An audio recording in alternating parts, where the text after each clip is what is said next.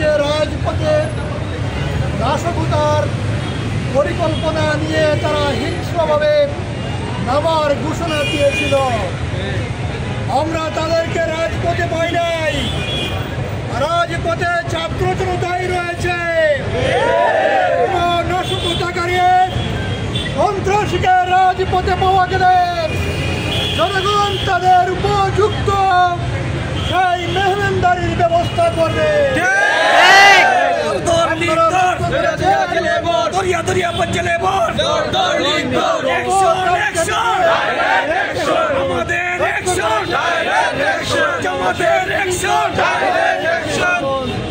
গুপ্ত হামলা এবং নারীকে বিভিন্ন অফিস আদালতে গুরুত্বপূর্ণ স্থাপনায় তারা আগুন লাগিয়ে ধ্বংস লীলায় মেতে উঠেছে।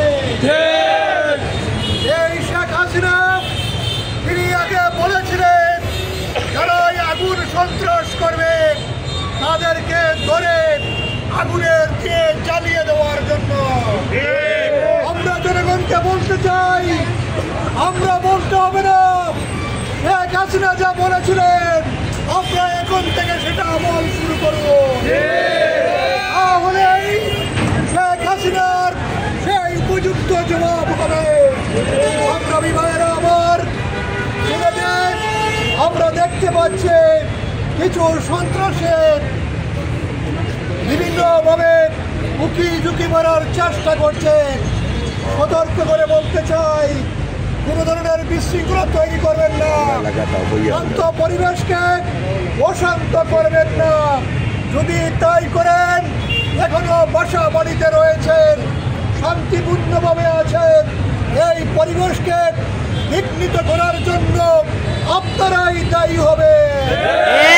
জনগণ ছাড় দিবে না এবং ঘর থেকে ধরে ধরে নিয়ে এসে তাই সন্ত্রাসীদেরকে জেলে দেওয়ার জন্য জনগণই ব্যবস্থা গ্রহণ করবে। আমরা সরকারকে দাবি জানাতে চাই, নিরপেক্ষভাবে অবস্থান গ্রহণ করুন।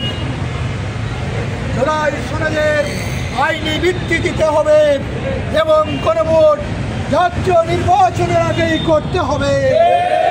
এর মধ্যে কোনো টালবাহানা চলবে না।